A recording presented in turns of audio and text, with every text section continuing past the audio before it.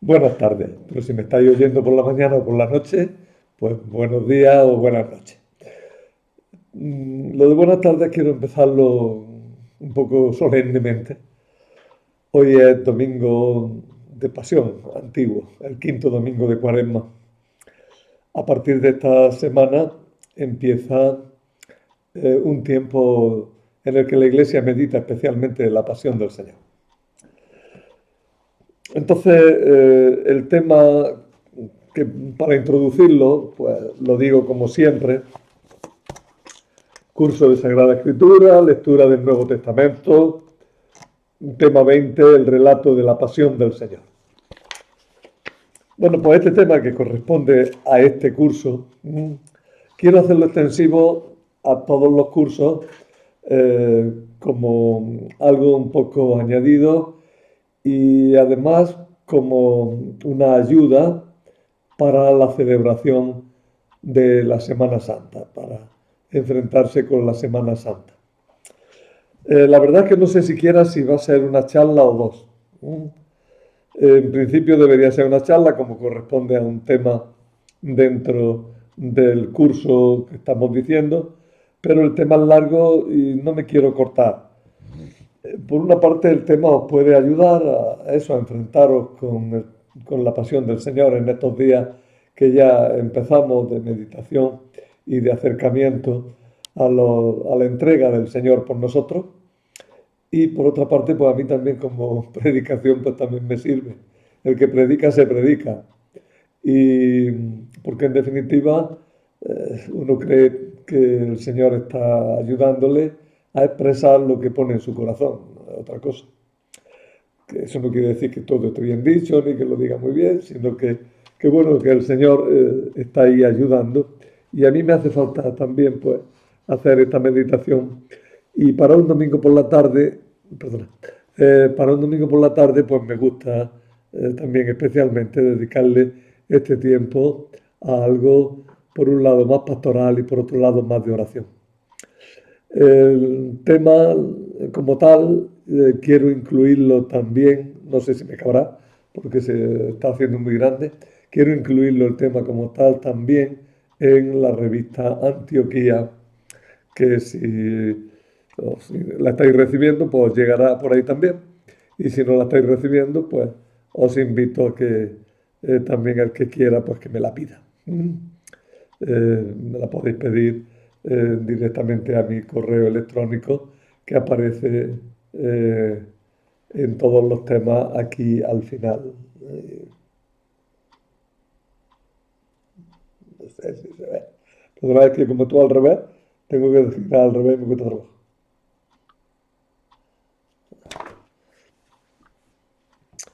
Bueno, pues vamos a empezar y lo empezamos, de verdad, quiero hacerlo con un cierto ambiente de charla de pasión. Por eso, aunque sea largo, voy a comenzar leyendo el Salmo 21. Es largo, ¿eh? ¿Por qué leer este salmo? Pues porque en los evangelios de San Mateo y de San Marcos se nos dice que Jesús pronunció en la cruz las palabras iniciales de este salmo. Es el Salmo 22, según la numeración clásica del texto masorético, pero es el Salmo 21 según la numeración del, de la Vulgata y por consiguiente de los libros de oración y de los misales, ¿no? Con los dos números 21-22 o 22-21 solo se define este salmo. Así que lo encontráis, si queréis, fácilmente también en vuestra Biblia. Digo que en los evangelios de San Mateo y de San Marcos se nos dice que Jesús pronunció en la cruz las palabras iniciales de este salmo. Era corriente entre los autores antiguos citar solo las primeras palabras para indicar todo un texto cuando éste era conocido. Parece pues que los evangelistas nos están diciendo que este salmo expresa bien los sentimientos de Jesús en la cruz. Estos sentimientos van en dos direcciones. Por un lado, el sufrimiento y la sensación de abandono y de soledad. Por otro lado, confianza, súplica. De tal manera que toda la segunda parte del Salmo es una acción de gracia por la liberación. Nosotros sabemos que esa liberación se produjo por la resurrección del Señor. A mí me ayuda mucho leer este Salmo oyéndoselo a Jesús en la cruz. Os invito a que también lo hagáis así. Dios mío, ¿por qué me has abandonado? A pesar de mis gritos, mi oración no te alcanza. Dios mío, de día te grito y no respondes. De noche y no haces caso. Aunque tú habitas en el santuario, esperanza de Israel. En ti confiaban nuestros padres. Confiaban y los ponías a salvo. A ti gritaban y quedaban libres. En ti confiaban y no los defraudaste. Pero yo soy un gusano, no un hombre. Vergüenza de la gente, desprecio del pueblo. Al verme se burlan de mí. Hacen visajes, menean la cabeza. Acudió al Señor, que lo ponga a salvo, que lo libre si tanto lo quiere. Tú eres quien me sacó del vientre. Me tenías confiado en los pechos de mi madre. Desde el seno pasé a tus manos. Desde el vientre materno tú eres mi Dios. No te quedes lejos, que el peligro está cerca y nadie me socorre. Me acorrala un tropel de novillos, me cercan toros de Basán, abren contra mí las fauces, leones que descuartizan y rugen. Estoy como agua derramada, tengo los huesos descoyuntados, mi corazón como cera se derrite en mi entraña. Mi garganta está seca como una teja. La lengua se me pega al paladar. Me aprietas contra el polvo de la muerte. Me acorrala una jauría de mastines. Me cerca una banda de malhechores. Me taladran las manos y los pies. Puedo contar mis huesos. Ellos me miran triunfantes. Se reparten mi ropa. Echan a suerte en mi túnica. Pero tú, Señor, no te quedes lejos. Fuerza mía, ven corriendo a ayudarme. Líbrame a mí de la espada y a mi única vida de la garra del mastín. Sálvame de las fauces del león, a este pobre de los cuernos del búfalo. Contaré tu fama a mi hermano, en medio de la asamblea te alabaré. Fieles del Señor, alabadlo, linaje de Jacob, glorificadlo, temedlo, linaje de Israel, porque no ha sentido desprecio ni repugnancia hacia el pobre desgraciado. No le ha escondido su rostro. Cuando pidió auxilio, lo escuchó. Él es mi alabanza en la gran asamblea. Cumpliré mis votos delante de sus fieles. Los desvalidos comerán hasta saciarse. Alabarán al Señor los que lo buscan. Viva seguro su corazón por siempre. Lo recordarán y volverán al Señor hasta los confines del orbe. En su presencia se postrarán las familias de los pueblos, porque del Señor es el reino, Él gobierna los pueblos, ante Él se postrarán las cenizas de la tumba, ante Él se inclinarán los que bajaban al polvo. Me hará revivir para Él, mi descendencia le servirá. Hablarán del Señor a la generación futura, contarán su justicia al pueblo que ha de nacer, todo lo que hizo el Señor.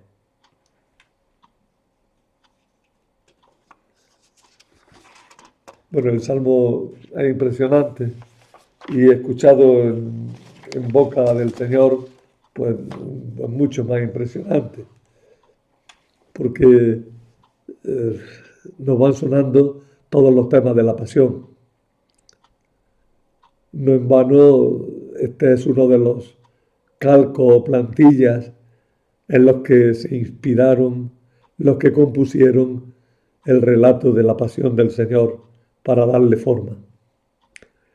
El otro es el capítulo 53 de Isaías, que también merecería que lo leyéramos, pero ya va a ser mucho leer de un tirón y también hay que dar la charla. Sin embargo, os invito a que si queréis, pues cortéis un rato el vídeo y os vayáis a vuestra Biblia o a vuestro breviario, o a donde lo tengáis, a vuestra Biblia, porque esto es fundamentalmente en la Biblia, y busquéis el capítulo 53 de Isaías. Podríamos empezarlo, si queréis, en 52:13, son 3 versículos del capítulo 52, y luego el capítulo 53 entero. Lo empiezo nada más, pero lo dejo para que lo leáis en casa o en vuestro grupo, como queráis. Mirad, mi siervo tendrá éxito, subirá y crecerá mucho. Como muchos se espantaron de él porque desfigurado no parecía hombre ni tenía aspecto humano, así asombrará a muchos pueblos. Ante él los reyes cerrarán la boca al ver algo inenarrable y comprender algo inaudito. Seguimos vosotros ya con el capítulo 53.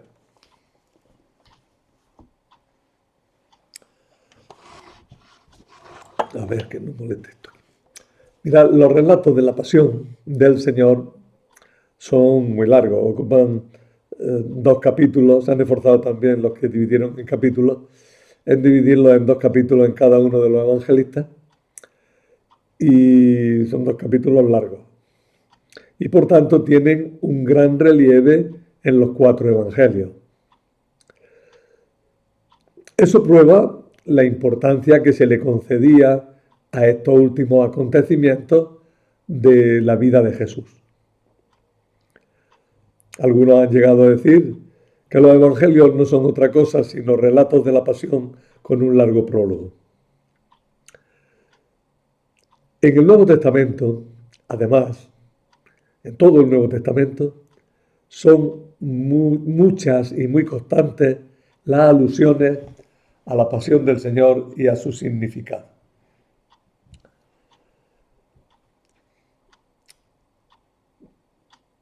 Podemos hacerlo o irlo repasando poco a poco. Todo comienza con la entrada del Señor en Jerusalén. La tenéis en Mateo 21, en Marcos 11, en Lucas 19, 28, 40 y en Juan 12, 12, 19.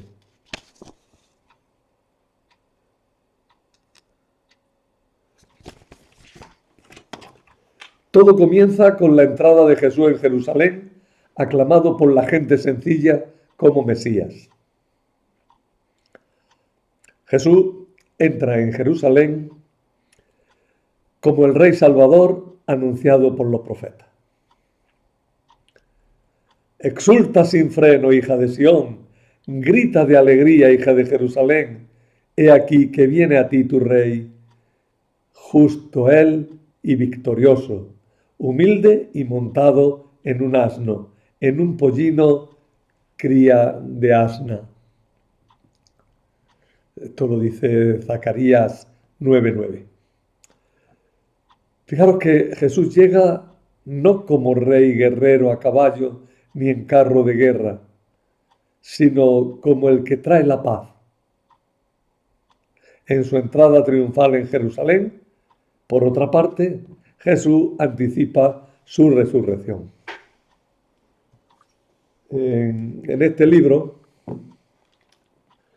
de Borg y Crossan, que se llama La última semana de Jesús, el relato día a día de la semana final de Jesús en Jerusalén, se recalca esta última idea que he dicho. Se nos dice, ya después del prólogo, se nos dice lo siguiente: un día de primavera del año 30, entraron en Jerusalén dos procesiones. Comenzaba la semana de Pascua, la semana más sagrada del año judío. Desde hace cientos de años, los cristianos han celebrado este día llamándolo Domingo de Ramos, el primer día de Semana Santa. Se trata de la semana más sagrada del año cristiano, que tiene su clímax en el Viernes Santo y en el día de Pascua. Una de ellas era una procesión de campesinos, la otra una procesión imperial. Desde el este, Jesús, aclamado por sus seguidores, venía montado sobre un pollino bajando el monte de los Olivos. Jesús era oriundo de la campesina ciudad de Nazaret. Su mensaje trataba del reino de Dios y sus seguidores pertenecían a la clase campesina.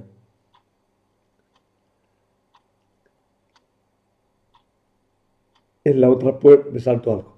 En la otra puerta de la ciudad, desde el oeste, el gobernador romano de Idumea, Judea y Samaria, Poncio Pilato, entraba en Jerusalén a la cabeza de una columna de caballería de soldados imperiales. La procesión de Jesús iba proclamando el reino de Dios. La de Pilato proclamaba el poder del imperio. Ambas materializaban el conflicto central de la semana que desembocó en la crucifixión de Jesús. El libro es muy interesante, como veis, es una bella presentación de la Semana Santa, la que acabamos de leer.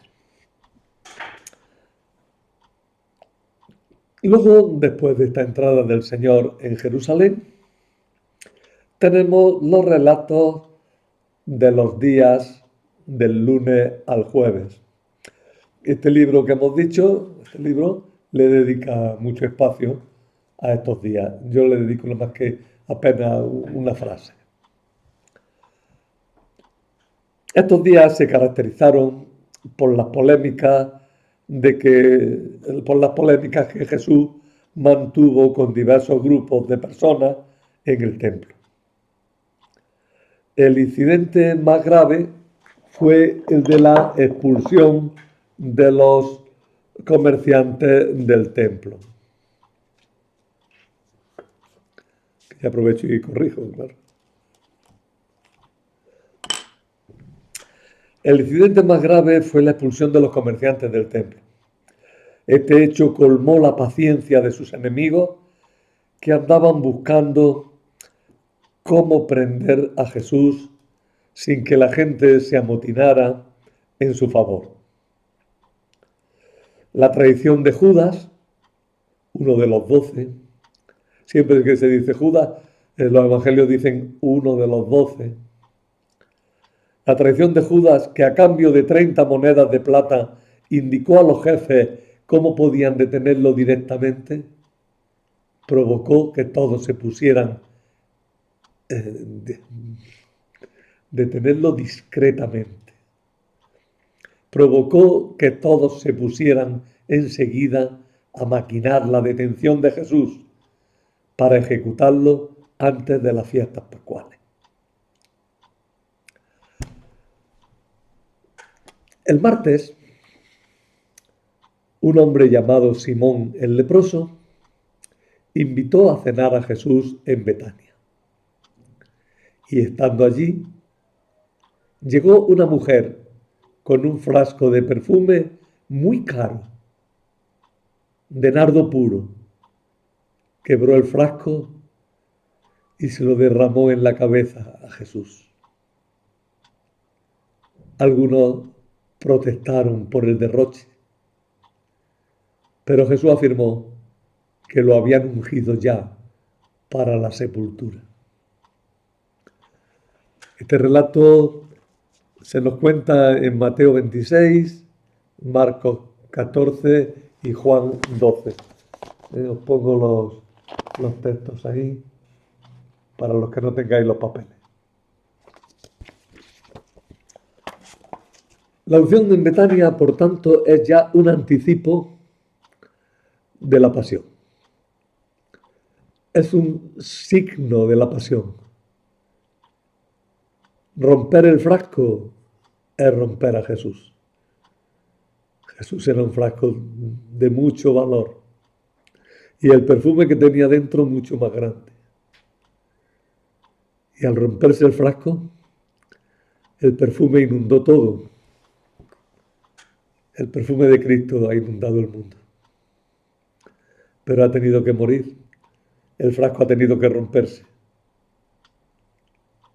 Por otra parte, Jesús ha muerto de verdad y ha recibido la honra fúnebre completas con esta unción en Betania. Una de las cosas que temían los antiguos era que el muerto no recibiera la honra fúnebre. Recordar la tragedia de Antígona, cómo ella hace todo lo posible por hacer la honra fúnebre a su hermano a pesar de la prohibición expresa de Creonte, el rey de la ciudad, y de que eso le puede suponer a ella misma la muerte. La honra fúnebre son necesarias para que el muerto no quede deshonrado. Y para testificar que el muerto ha muerto de verdad. Después vino el jueves, me saltó el miércoles. Y el jueves pues fue la cena del Señor. La cena del Señor la podemos ver en Mateo 26, 26, 29, en Marcos 14, 22, 25, Lucas 22, 15, 20, Juan 13, 1, 20 y 1 Corintios 11, 23, 26. Todos los años, en la primera luna llena de primavera, los judíos celebran el memorial de su salida de Egipto. Quizás os preguntéis que por qué varía la fecha de la Semana Santa. Pues porque el domingo de resurrección es siempre el domingo siguiente a la primera luna llena de primavera, día en el que los judíos celebran su Pascua. Este año, por ejemplo, pues me parece que es el día 6 la luna llena, y da igual otro año, si me oí otro año, pero en este año 2023 la luna llena es el día 6. Por tanto, el domingo siguiente, que es el día 9, es el domingo de resurrección. Y así en cualquier otro sitio. La palabra Pascua significa paso. Dios pasó por Egipto liberando a su pueblo y los israelitas pasaron de la esclavitud a la libertad. Antes del atardecer del día anterior a la Pascua, el padre de familia recorre la casa para que no quede en ella ni una migaja de pan fermentado. Cuando llega el atardecer, se sacrifica un cordero. Con su sangre se marcan el dintel y las jambas de la puerta. Luego se reúnen los necesarios para consumirlo. No se podrá dejar nada para el día siguiente. Si sobra, se quema. El cordero se come asado con ensaladas y salsas propias de la fiesta. Durante la cena se hacen oraciones, se cantan himnos religiosos y después de cenar se permanece largo rato con canto y con conversación festiva hasta que amanece. Todos deben de permanecer despiertos. Por eso a los niños se les entretiene con juegos, con coplillas. Algunas de ellas han llegado incluso a nosotros en nuestra tradición. No es ahora momento de meterse en eso. Pero es una fiesta grande, ocupa toda la noche. Nosotros en Navidad en un villancico decimos que no la debemos dormir esta noche. Esa frase en realidad corresponde a la noche de la Pascua. No la debemos dormir. Noche de vela, noche de esperanza de la liberación. Es el deseo de dar gracias a Dios por la liberación, por ser pueblo, por ser el pueblo de Dios. Y es el deseo de comenzar todo de nuevo, sin corrupción de levadura, el deseo de comenzar una vida nueva.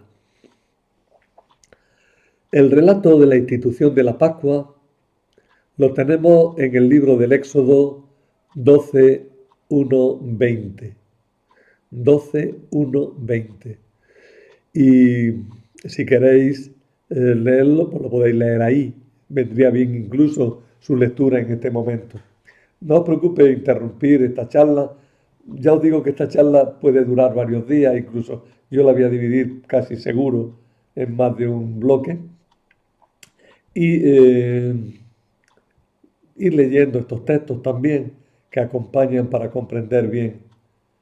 En cualquier caso, el Jueves Santo nosotros en misa la primera lectura que hacemos es precisamente esta, la lectura de Éxodo 12, 1, 20, en la que se cuenta justamente la institución de la Pascua.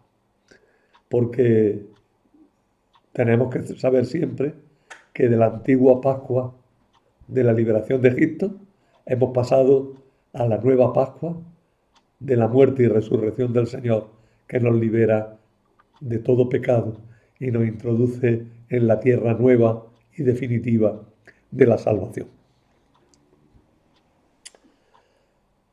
Jesús celebró la Pascua.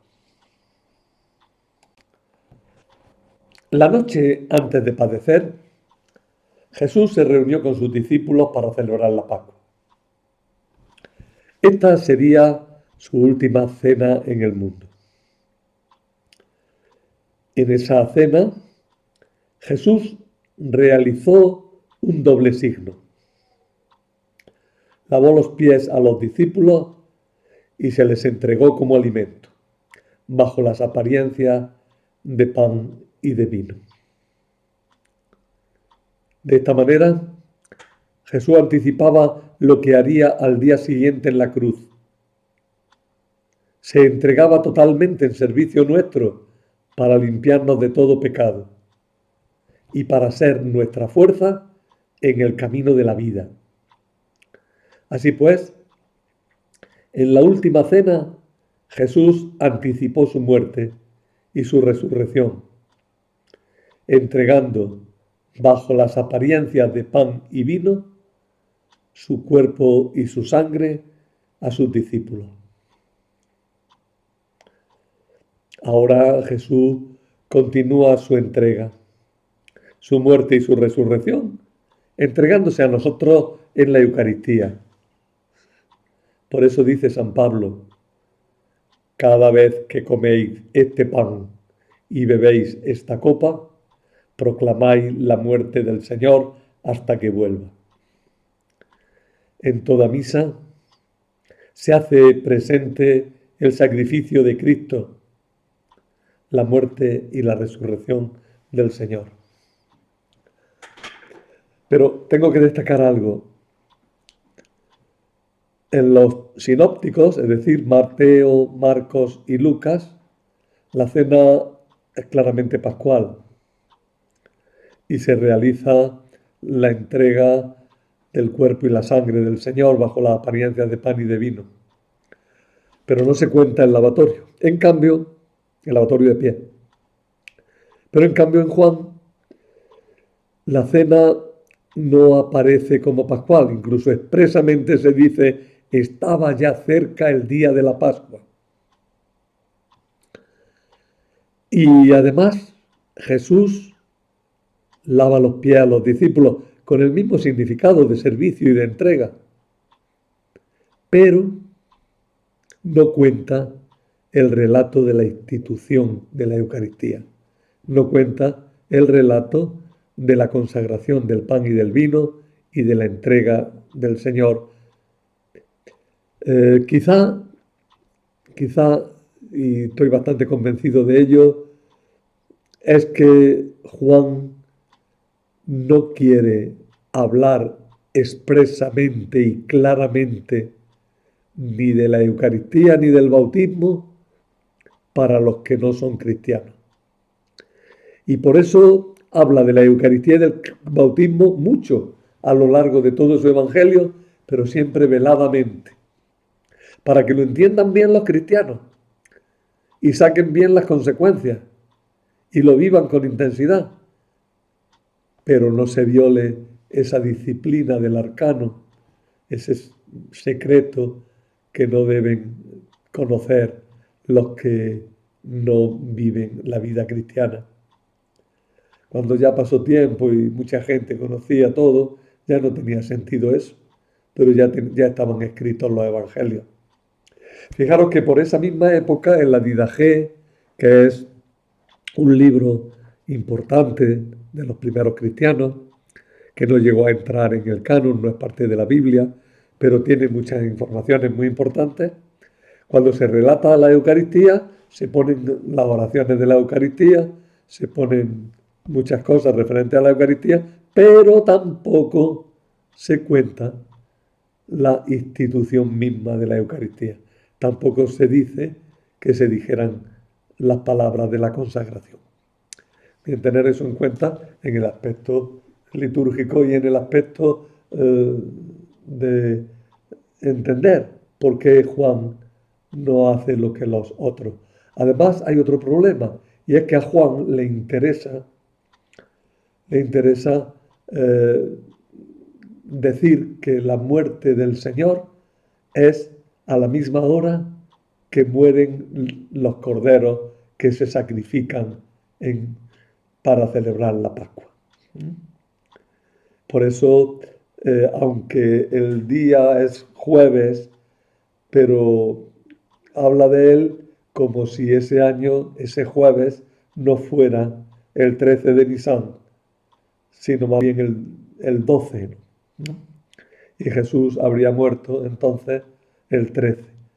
Para los sinópticos es más importante destacar que Jesús es la verdadera Pascua y por tanto en nuestra Pascua inmolada es Cristo el Señor, que muere en el día de Pascua, en el 14 de Nisan, y por tanto la cena era el día 13. Si os leáis un poquillo con esto, quedaros con una idea muy clara, muy sencilla. Juan tiene una cronología distinta de la de los sinópticos, pero es una cronología, tanto en unos como en otros, puesta al servicio de la gran idea. Jesús es el verdadero Cordero Pascual que nos libera de nuestros pecados. Jesús murió en la cruz durante la Pascua. La Pascua desde entonces se celebra el paso de Dios hecho hombre por este mundo. Jesús ha pasado de este mundo al Padre. La palabra Pascua se interpreta como paso. Jesús ha pasado por la muerte y el dolor y resucitando ha pasado de la muerte a la vida. Para nosotros la Pascua no es ya el recuerdo de la salida de Egipto, sino la celebración de la muerte y resurrección de Jesús. En la noche de la resurrección, en la vigilia pascual, en la gran vigilia pascual, a la que no debemos de dejar de asistir, ya haré el elogio de la vigilia pascual en cuanto pueda, ahora después. La Iglesia canta con gozo estas palabras que indican el paso de la Pascua en figura, la de Egipto, a la Pascua verdadera, la de Cristo. Estas son las fiestas de Pascua en las que se inmola el verdadero Cordero, cuya sangre consagra las puertas de los fieles. Con qué fuerza resuenan esas palabras en el pregón, con una música generalmente, si se canta la original, es una música bellísima, ¿eh? Pues suenan con una fuerza enorme. Los canto porque estropearía yo aquí ahora la cosa. Porque estas son las verdaderas fiestas de Pascua. Y son también las verdaderas fiestas de los ácimos. Porque con la muerte y resurrección de Jesús ha empezado una vida nueva para los que creen en Él. Dice San Pablo, ¿no sabéis que un poco de levadura fermenta toda la masa?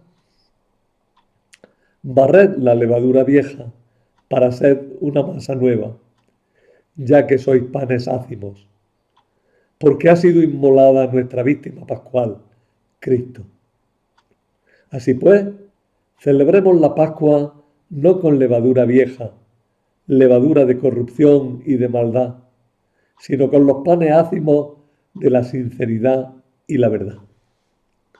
Esto lo tenéis en la primera carta a los Corintios, capítulo 5, versículos 6, 7 y 8. Con eso cerramos esta primera parte.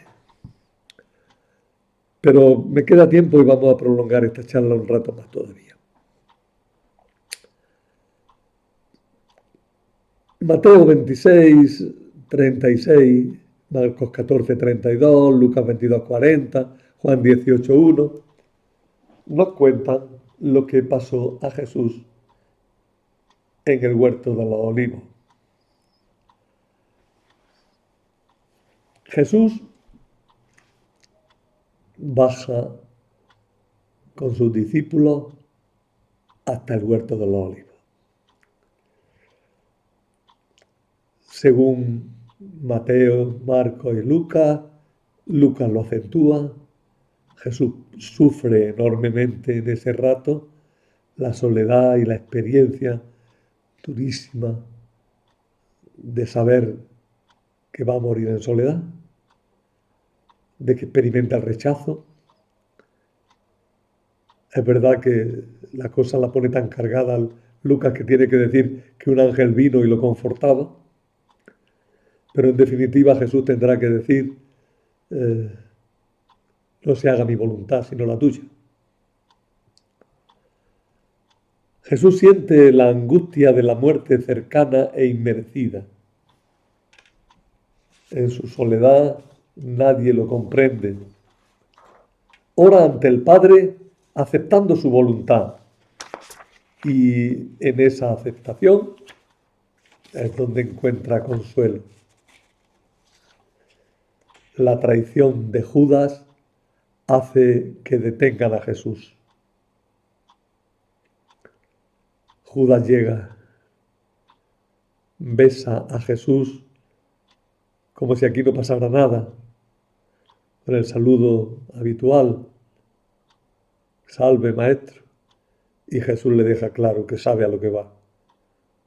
Judas, a lo que vienes. Y ya desaparece Judas. En San Juan es más drástico. En San Juan ni siquiera Judas puede besar a Jesús, porque San Juan no nos cuenta lo que pasa en el huerto, simplemente que cuando llegan a detenerlo, y cuando llegan a detenerlo, 600 soldados. Que Juan no se queda corto cuando quiere decir que la cosa es importante. Cuando llega el grupo grandísimo que viene a prenderlo, es Jesús quien sale a la puerta del huerto y dice: ¿a quién buscáis? A Jesús el Nazareno. Soy yo. Es el nombre divino. Yo soy. El nombre que Dios había revelado a Moisés en la zarza.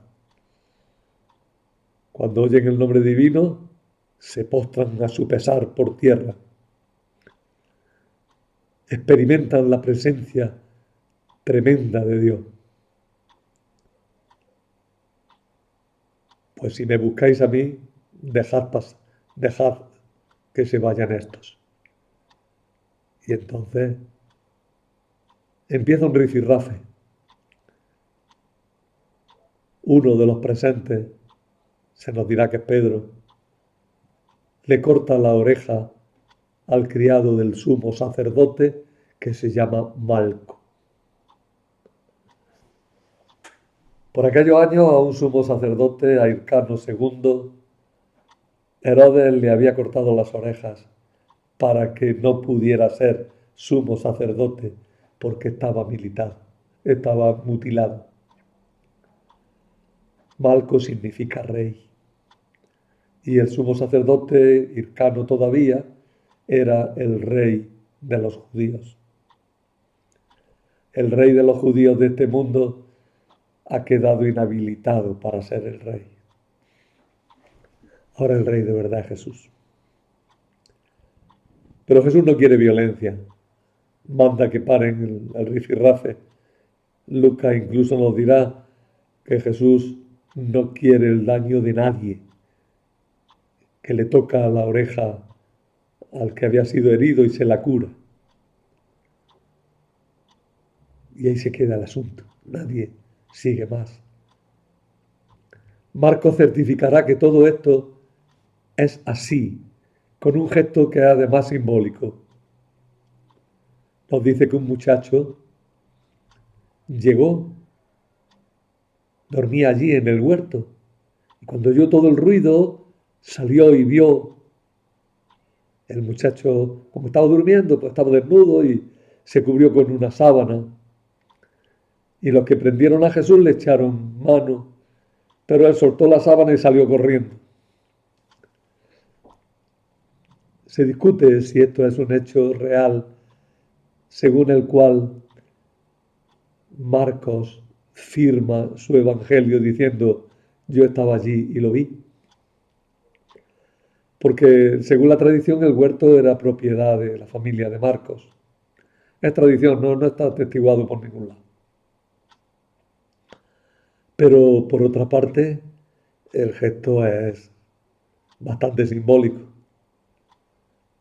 Es verdad que a Jesús le echan mano y se quedarán con la sábana, con su cuerpo al que matarán, pero su espíritu saldrá con toda la fuerza.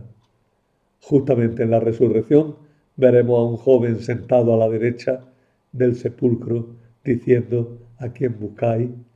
A Jesús el Nazareno, no está aquí, ha resucitado. Habría entonces una correspondencia entre el joven de la sábana y el joven del sepulcro. Y así se enmarcaría todo el relato.